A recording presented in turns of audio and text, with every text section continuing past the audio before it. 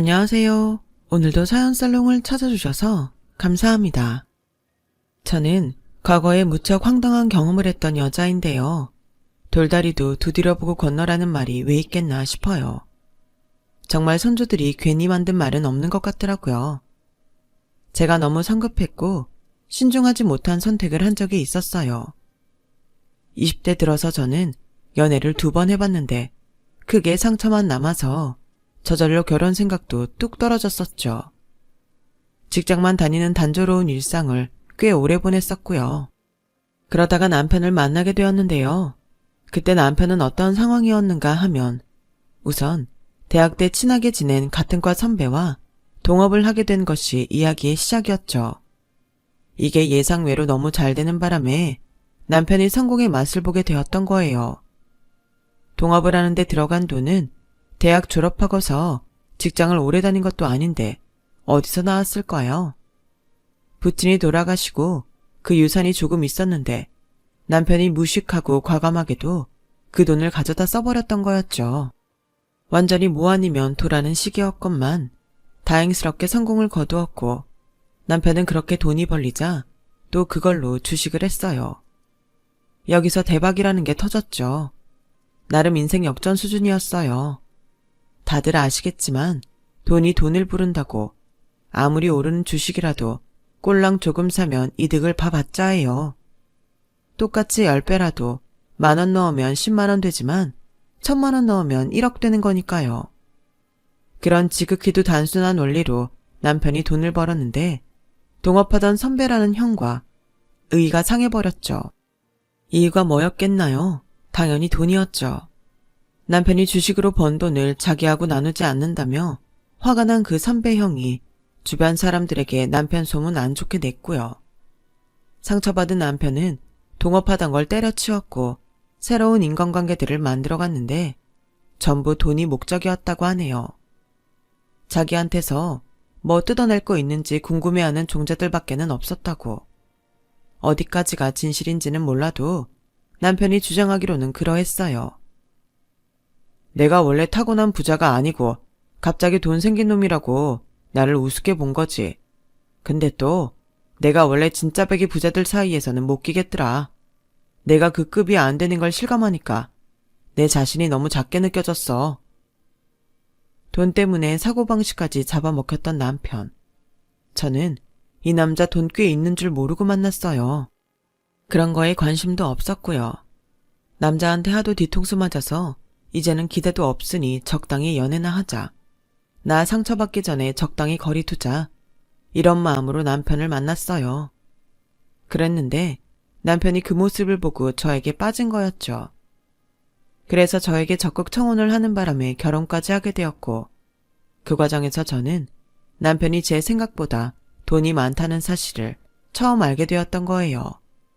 솔직하게 정말 가감없이 말을 해보자면 돈이 많다기에 반가웠고 좋았네요. 그게 큰 가산점이었죠. 결혼을 부르짖을 만큼 불타오르는 사랑은 아니었건만 돈 얘기 들으니까 이 사람 결혼할 만하다는 생각이 들었더랬죠. 저도 철저한 자본주의 사회 속의 인간이었나 봐요.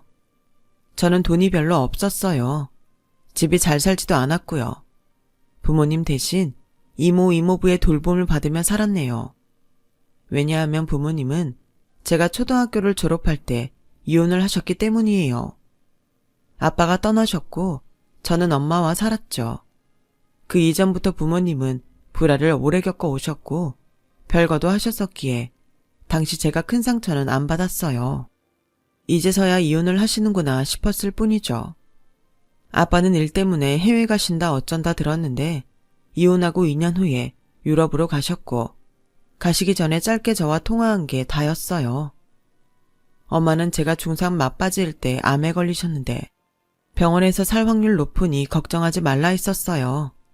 그런데 사람 인생이라는 게 미치도록 허망하게 끝날 수 있다는 걸 제가 알아버렸죠. 이듬해 봄, 제가 고등학교에 입학하고 얼마 안 되었을 때 엄마는 교통사고로 돌아가셨거든요.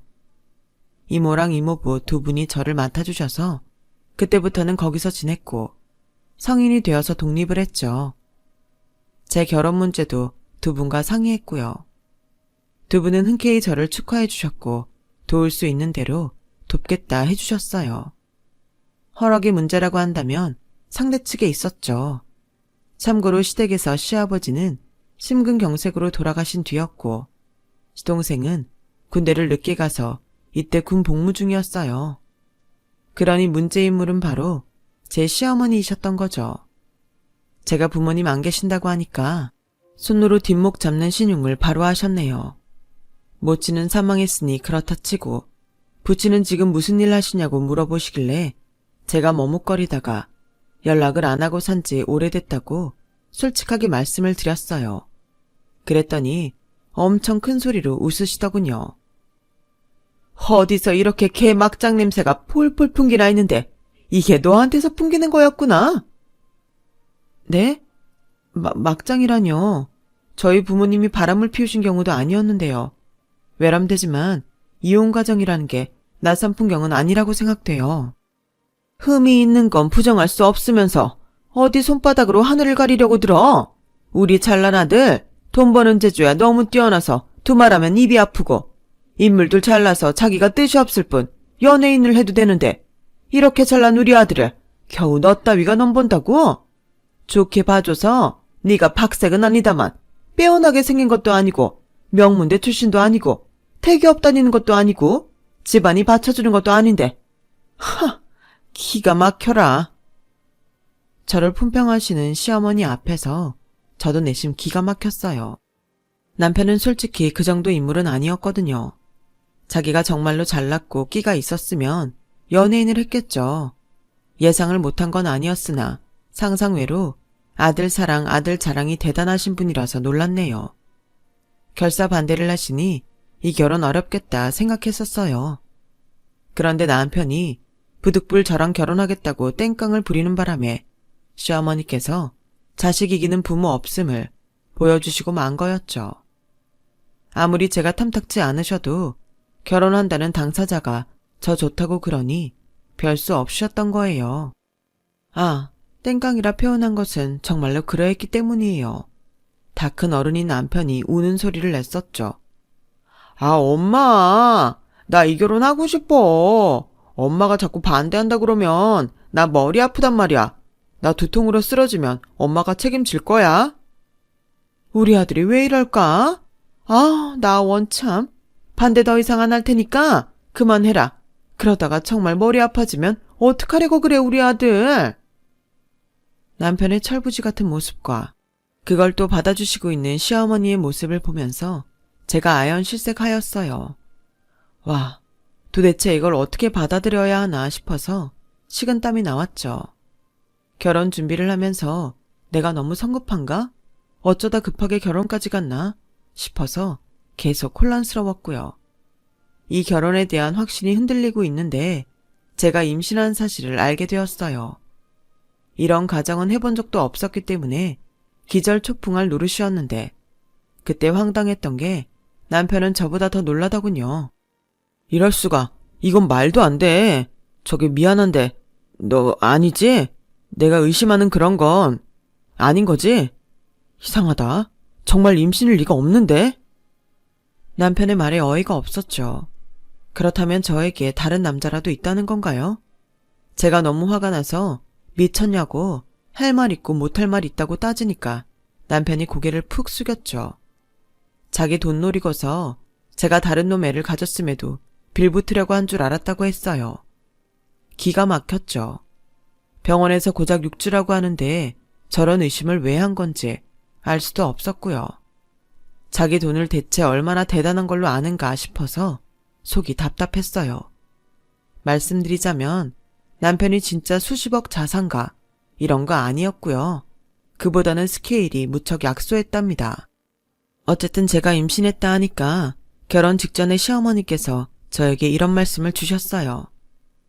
배가 안 나와서 다행이구나. 하마터면 웨딩드레스 모양새가 우스워질 뻔했잖니. 그런데 너 이제 나한테만 기뜸해다오. 아들이니 딸이니?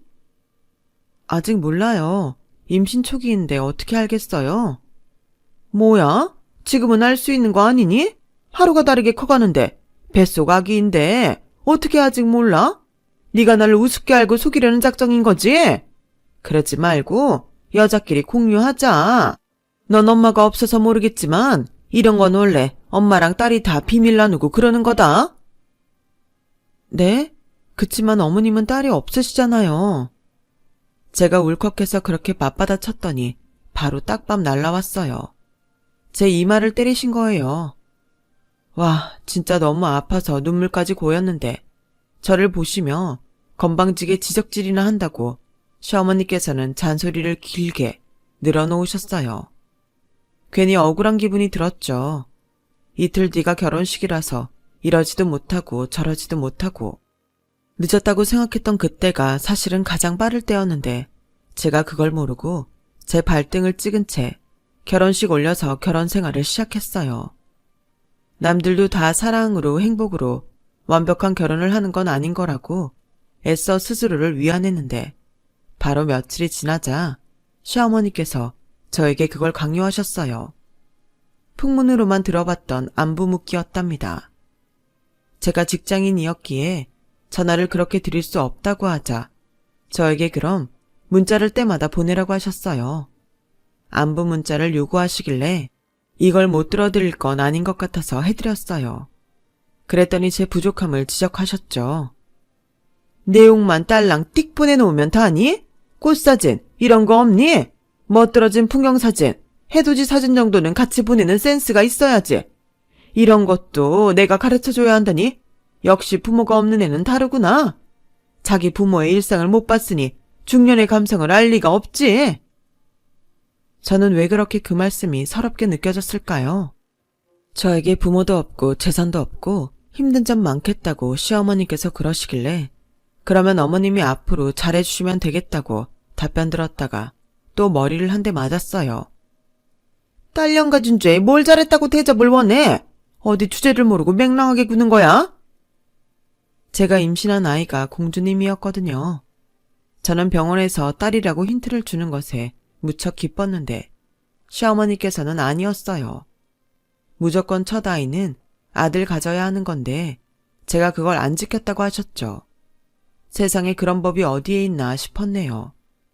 그런데 시어머니께서는 첫째를 아들 낳고 당시에 기세 등등해서 온 집안 사람들로부터 대접과 대우를 받으셨다고 했어요.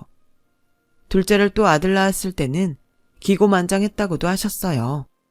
그런데 너는 무척이나 초라하구나. 마치 네 인생처럼. 이분하고는 정상적인 대화라는 게 성립이 안 될 것 같았어요. 그냥 적당히 상대해드리고 적당히 무시를 하면 되겠다 싶어졌죠. 인터넷에 검색해서 어른들 안부 문자 보내는 거 쫙 찾아봤었네요. 양식이라는 게 있어서 그거 복사해다 보내드렸고요. 제 나름 수단을 마련한 것이었지만 얼마 후 새로운 난관에 봉착했어요. 쉽지 않은 시어머니를 만나신 모든 며느리분들이 겪어보셨음직한 일들이었는데요. 그건 바로 밥 문제였어요. 너 오늘 아침에 뭐 차렸니? 우리 아들이 아침밥 뭐 먹고 일 나갔니? 아침 메뉴 뭐였냐? 저녁 메뉴 뭐 차릴 거냐? 저를 들들 볶으셔서 솔직하게 말씀드리면 난리치셨어요. 네가 감히 그딴 성의 없는 부실한 밥상을 차려? 어디 유치원 아이 밥 먹이니? 그래서 다른 메뉴로 둘러댔더니 금세 저에게 사진 보내서 인증하라고 하시는 통에 소용없었고요. 황당했던 점이 남편은 주전부리를 좋아하는 입맛이라 밥 욕심이 별로 없는 사람이었어요. 결혼하기 전에 집에서 아침밥 매번 챙겨 먹었냐고 하니까 딱히 그런 적이 없었다고 하더군요. 그런데 남편이 그때 덧붙인 말이 아침밥 원래 안 챙겨 먹었지만 제가 차려주면 그 자체로 뿌듯해서 한 숟갈이라도 뜨는 게 좋다고 그랬어요. 참 이상한 일이죠. 왜 결혼하고 나면 아침밥을 갑자기 챙겨 먹어야 하는 걸까요? 제가 고심을 하다가 시어머니께 고지고대로 말씀을 드렸었죠. 남편이 원래도 잘 안 챙겨 먹었다는데 갑자기 챙겨 먹는 것도 이상하다고 말이에요. 그랬더니 거품 물고 난리치시더니만 결국 저 퇴근하는 때에 맞춰서 등장하셨어요. 바로 제 머리끄댕이 잡으셨고요. 제가 그날 머리카락을 하나로 묶고 있었는데 그거 잡으시고는 제 머리를 빙빙 돌리셨어요. 저는 마치 상모 돌리게 하는 사람처럼 돼서 비명을 질렀고요. 어머님, 진정하세요. 왜 이러시는 거예요? 저 임신한 몸이라고요. 얘가 칠알은 고작 딸년 가진 걸로 유세를 왜 부려? 이웃 사람들이 나타나자 그제야 저를 놓아주신 시어머니를 보며 저는 등줄기에 소름이 끼쳤어요.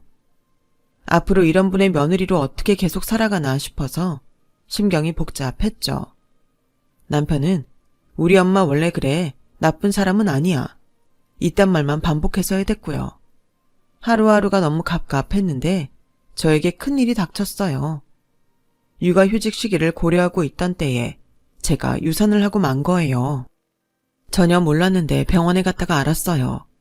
병원 가기 이틀 전에 자다가 민들레 가득한 꽃밭에서 제가 길을 잃고 헤매는 꿈을 꿔서 느낌이 이상하다 싶었는데 징조가 있었나 봐요. 뱃속에 자그마한 생명의 심장이 멈추었다고 하더군요. 충격에 빠진 제가 울고불고 난리치고 상실감에 절어 있는데 남편은 저보다 덜 슬퍼하는 게 보였어요. 어찌 보자면 전혀 안 슬퍼하는 것도 같았고요. 저에게 너무 유난 떨지 말고 빨리 털어내라고 하더군요. 그런 남편을 보며 외로움과 배신감을 느꼈습니다. 시어머니께서는 역시나 그 태도 그대로이신 분이었어요. 뱃속에 애 들어있는 건 생각도 안 하고 무리해가면서 일을 하더니 결국 애꿎은 생명 하나를 떠나보냈구나. 다 네 잘못이지. 처신을 어쩜 그리도 못해? 저를 보며 혀를 끌끌 차셨죠. 귀한 생명을 허망하게 잃고 우울해하던 저에게 그게 하실 소리였는지 기가 막혔네요. 이 사람들에게는 온정이라는 것 자체가 없나 싶었어요. 일상은 살아야 하겠기에 출근을 이어갔다가 컨디션이 너무 나빠져서 하루는 오후 반차를 내고 일찍 집으로 돌아왔어요. 일을 오전이나 오후나 한 타임만 짧게 하는 남편이 집에 있더군요. 참고로 남편은 자기 재산이 있다는 것을 이유로 정식 직장을 잡지 않은 상태였어요. 소일거리나 틈틈이 하고 있었죠. 결혼 직후부터 계속 그러했어요. 저는 정식 출퇴근을 하는 사람이었지만 청소며 요리며 각종 집안일을 도맡았던 거였고요. 임신한 상태여도 말이죠. 왔어? 몸 안 좋다더니 정말 얼굴색이 나빠 보이네. 들어가서 얼른 자. 나는 거실에서 TV 보고 놀다가 알아서 먹을 거 챙겨 먹을 테니까. 소파에 들어놓은 채 손만 들어서 남편이 저에게 인사하는 것에 맥이 빠져서 더 상대하고 싶지도 않았어요. 오전만 일하다가 아내가 아파서 집에 돌아왔으면 점심은 어떻게 했냐, 병원은 안 가봐도 되냐, 이런 것들을 예의상으로나마 물어봐 줄 법도 하건만 차라리 생판 남이 더 살가울 거라는 생각이 들었네요. 집에 와서 남편을 보니까 머리가 아파지는 느낌에 우선 잠부터 청했어요. 그런데 옅게 잠이 들어서 그랬는지 밖에서 들리는 작은 소란에도 눈이 떠졌죠. 제가 소리 안 나게 방문을 열어서 거실 쪽에 대화를 엿들었어요. 시어머니께서 와 계셨더라고요. 자기들끼리 순대, 떡볶이, 김밥, 튀김 이런 것들을 사다가 거실에 늘어놓고 맛있게 먹는 중이었죠. 반차 내고 와 있다길래 깜짝 놀랐는데 자빠져 자는 중이라 다행이구나. 이런 걸 매번 우리끼리만 먹었는데 절대 여기에 끼워줄 수는 없지. 우리 아들 많이 먹어. 가만 보니까 여태까지 저 없는 평일 시간대에 둘이서 매번 맛있는 거 먹으면서 제 몫을 남겨주지 않은 모양이었어요. 어쩐지 분리수거를 할 때라든지 그럴 때 보면 음식점 포장 용기 같은 게 보여서 남편이 별걸 다 알고 사다 먹는다 싶을 때가 있었는데 그게 두 사람이 실컷 먹부림을 부린 흔적이었던 거예요. 철저하게 소외감이 들어서 울컥하던 것도 잠시 저는 들려온 남편의 목소리에 하마터면 숨이 멎는 줄로만 알았어요. 근데 솔직히 내 아이 아니었을 수도 있어. 그래서 본인이 찔리니까 작정하고 뱃속 아이가 떠나가든 말든 신경 안 쓰고 지낸 걸지도 모르지. 아이 태어나서 유전자 검사하면 들킬까봐. 자기 추론을 거들먹거리면서 늘어놓는데 이미 저는 의심을 받다 못해서 부정을 저지른 여자로 낙인이 찍혀있는 수준 같았어요. 맹세코 저에게는 남편 외에 누군가가 없었건만 잘도 그런 생각을 계속하고 있었다니 치가 떨렸네요. 그런데 시어머니의 반응이 더 가관이었죠. 옳거니 역시나 그랬구나. 관상부터가 지조 없고 의리 없게 생기지 않았니? 부모 없이 각박한 환경에서 살다 보니 그렇게 된 건지는 몰라도 하여간 질이 좀 떨어져. 하여간에 우리 아들 절대 돈 뜯기면서 살면 안 되니까 정신 바짝 차려. 알았지? 당연하죠, 엄마. 걔한테는 여자가 결혼해서 임신한 걸로 사회 경력 끊기는 건 너무 안타까운 일이니까 계속 일 다니라며 말하고 있어. 그러면 걔는 계속 돈을 벌고 나는 배려심 넘치는 남편 역할하고 그러면서 걔가 나한테 빨대 꽂고 살지 못하게 방지도 하고 아주 좋아. 문제 없어. 직장을 계속 다니든 말든 그건 저의 선택이었어요. 남편의 가증스러운 책략에 제가 놀아나주고 싶은 생각은 조금도 없었고요. 이 못된 괴물들 같은 두 사람을 향해 저의 분노가 폭발했고 인내심이라는 게 끊겼어요. 반쯤만 열려있던 방문을 확 밀치며 거실로 나갔습니다.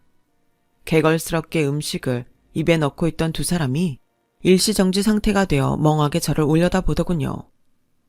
정말 추잡스럽네요. 내면이고 외면이고 전부 다요. 계속 한 가족이라는 굴레 안에서 인연을 이어가기에는 제가 너무 아깝다는 생각이 들어요. 제가 싸늘하게 말하자 남편이 사례가 들었는지 콜록콜록거렸고 시어머니께서는 소파에서 벌떡 일어나시며 저를 향해 삿대질을 날리셨어요. 근본도 없는 거지 같은 년이? 네가 뭐라도 된 줄 알고 착각하고서 기어오르지 마라. 넌 아무것도 아니야. 부모도 없는 주제에 어딜? 어머님, 나이는 어디로 잡수셨어요? 벼는 익을수록 고개를 숙인다는데 어머님은 익지 않은 분량이라서 고개가 빳빳하고 지혜가 부족하신가 봅니다. 며느리에게 막말 던지시고 나면 속이 좀 풀리기라도 하세요? 저는 어머님께 받은 스트레스 때문에 유산까지 했는데 저도 이제는 참아드리기가 힘드네요. 저만 참는 건 너무 불공평하잖아요. 해봐라. 네가 안 참으면 어쩔 건데. 인생이란 원래 불공평한 거야. 우리 아들이 한 방에 돈을 끌어모았지만 너는 이날 이때껏 축월합시고 직장 다녀봤자 통장 수준이 안쓰럽잖니. 그런 법이지. 알아들었으면 조용히 방으로 다시 들어가서 잠이나 처자거라. 모자지게는 오붓한 시간 방해하지 말고. 지금 파악이 안 되시나 본데 저 더 이상 며느리 노릇 안 하겠다고 말씀드리는 거예요. 더불어서 저놈의 아내도 안 할 거고요. 제가 잠깐 정신이 돌아서 결혼을 하긴 했습니다만 지금 이 상황을 겪어도 이혼 안 할 만큼 정신 상태가 나쁘지는 않아요. 제가 분노인지 긴장인지 모를 것으로 속이 울렁거리고 있었고 몸도 살짝 떨렸지만 용케 목소리만은 흔들리지 않고 분명하게 낼 수 있어서 다행이었어요. 입가에 떡볶이 양념을 묻힌 채로 남편이 깜짝 놀라서 천천히 일어났어요. 믿을 수 없다는 표정이길래 제가 확실히 말해줬죠. 당장 이혼해, 이 쓰레기 같은 자식아. 그러자 시어머니께서 이 건방진 모습은 뭐냐며 노발대발하셨고 그러면서 작은 밥상 잘못 걷어차셔서 음식 다 엎어지고 남편이 순대 밟고 미끄러지고 정신없는 그 광경을 저는 무표정하게 바라봐줬네요.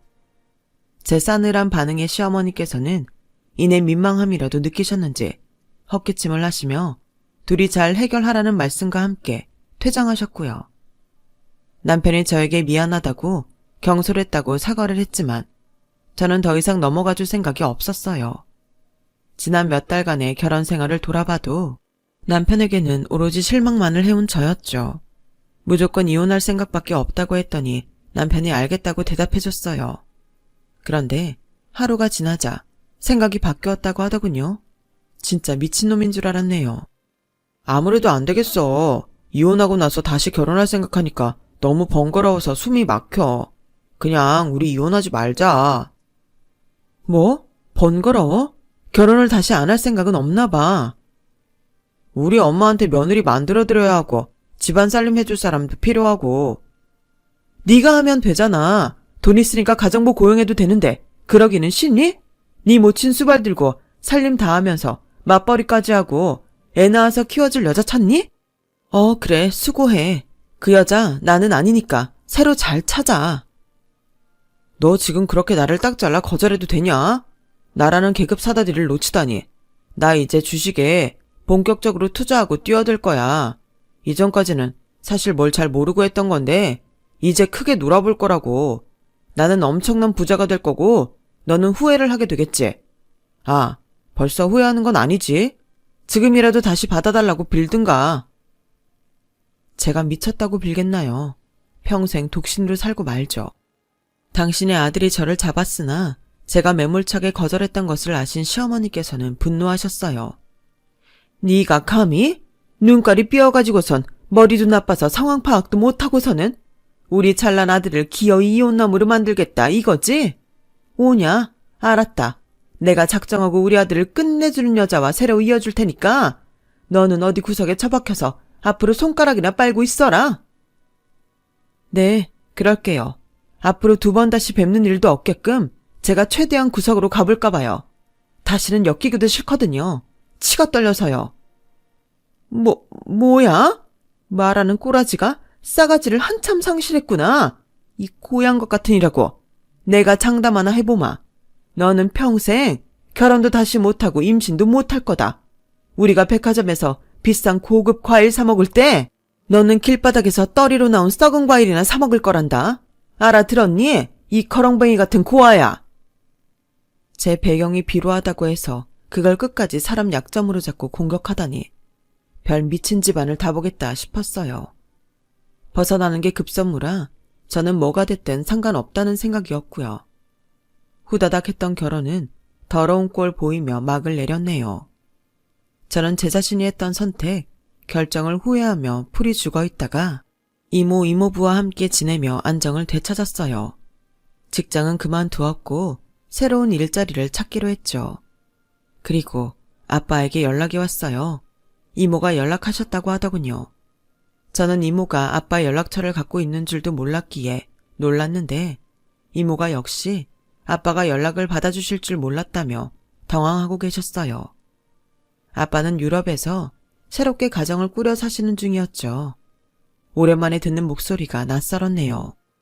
그래도 네가 항상 내 눈에는 밟히는 거 잊지 마라. 이런 아빠라서 미안하다. 그럼에도 왜 다정하게 들렸는지 모르겠어요.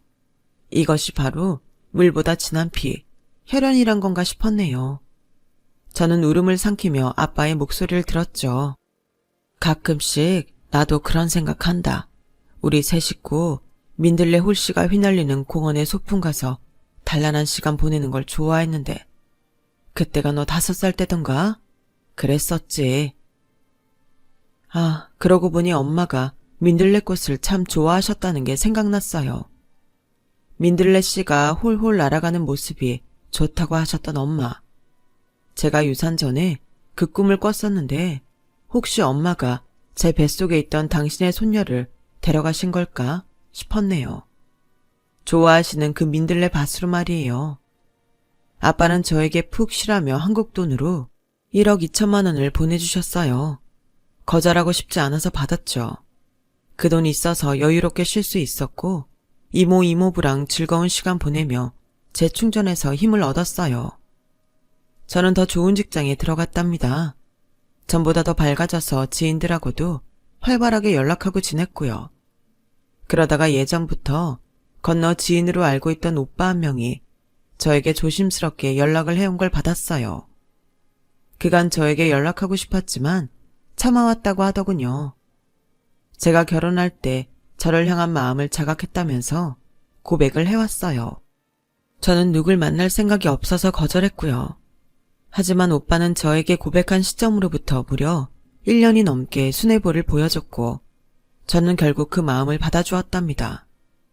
오빠랑 제가 행복한 연애 끝에 결혼했을 때 아빠가 또 큰 돈을 보태주셔서 유용하게 잘 활용했죠. 오빠의 가족들, 즉 저의 시댁 식구들은 하나같이 전부 따스하고 편견도 없는 사람들이에요. 저는 진짜 행복을 찾아 제 일상을 살아나갔어요. 그리고 어느덧 예전에 그 이혼으로부터 8년이 지났을 때였어요. 이게 바로 얼마 전의 일인데요. 저녁을 먹고 나서 운동 삼아 대형마트로 가족이 출동했던 날이었죠. 여유롭게 장을 다 보고 집으로 돌아가는 길인데 갑자기 카페에서 파는 음료가 너무 먹고 싶어진 거예요. 참 희한했어요. 제가 원래 밤에 그렇게 음료 종류가 입에 당기는 사람이 아닌데요. 매장 근처에 차를 대고 내려서 잠깐 걷는 길, 횡단보도 기다리는 옆쪽으로 작은 과일 늘어놓고 파는 게 보였어요. 떨이에요, 떨이. 싸게 드립니다. 한번 보고 가세요. 한 바구니 5,000원 하던 거 지금은 2바구니 드려요. 연륜이 느껴지는 여자 목소리가 들렸고 이제 늦은 시각이라 떨이를 하나 싶었죠. 그런데 그 횡단보도를 지나서 카페 매장에 도착하는 동안 이상한 기시감이 저를 휘감는 거예요. 음료를 사서 돌아가는 길에는 그쪽을 그래서 유심히 쳐다봤어요. 두 사람이 과일 떨이를 하고 있었는데 계속 밖에 있으니 추운지 머플러를 얼굴에 칭칭 감은 할머니 같으신 분이 보였고요. 그리고 까만 마스크를 쓰고서 남루한 패딩을 입은 중년으로 보이는 남자가 있었죠. 암만 해도 이 기시감이 가시지 않은 제가 갸웃하다가 과일 바구니 앞에 박스를 오려서 가격표를 매직으로 적어놓은 걸 봐버렸어요. 현금 없는 구매자들을 위해 계좌번호를 적어놓은 거였는데요. 신안 110. 그 계좌번호 밑에 적힌 이름을 본 순간 제가 소리 없는 비명을 질렀죠. 한때 잠깐이나마 제 남편이었던 놈의 이름이었어요. 그렇다면 설마 이 두 사람은 애기 엄마 둘째 가지셨나 보네. 여기 귤 좀 사가세요. 새콤하고 달달하니 맛있어요. 예? 그때 할머니 같으신 분이 저를 향해 호객행위를 하셨고 저는 제 얼굴에 반을 가리고 있던 마스크를 천천히 내리며 저의 시어머니였던 분을 쳐다봤어요. 그러자 옆에서 바구니 치우고 있던 전 남편이 무심코 제 쪽을 봤다가 놀라서 나자빠지더군요. 우당탕 소리에 맞춰서 제가 피식 웃었어요. 아, 결국은 주식으로 패가망신했구나. 다 말아먹고 여기까지 왔구나. 그 사실은 단번에 알 수 있었네요. 시어머니셨던 그분이 떨리는 눈동자로 저의 불러온 배를 보고 있었어요. 전 남편도 마찬가지로 제 배를 멍하게 쳐다보다가 이내 제 옆에 선 오빠와 그의 품에 안긴 아들까지 오붓하고 여유로운 가족의 모습을 멍하니 보더군요. 완전히 넋이 나가버린 그 두 사람을 향해 제가 또렷한 음성으로 말해주었죠. 아, 죄송해요. 정말 팔아드리고는 싶은데 제가 백화점에서 산 과일 아니면 안 먹어서요. 그럼 수고하세요. 씩 웃어주고서는 제가 마스크를 다시 쓰며 걸음을 옮겼어요. 얼마 안 지나서 우당탕 소리가 나길래 돌아봤더니 이제는 할머니로밖에 안 보이는 그분이 다리에 힘이 풀려 넘어지신 거였더라고요. 그분이 통곡을 하시자 그 아들놈은 옆에서 손으로 머리를 감싼 채 바닥만 내려다보고 있었어요. 망연자실한 모습이었죠. 제 옆에서 걷는 오빠가 혹시 아는 사람이라도 됐냐고 물어보길래 집에 가서 얘기해준다고 대답하는 제 기분이 후련하고도 짜릿했죠. 인생사 세옹지마.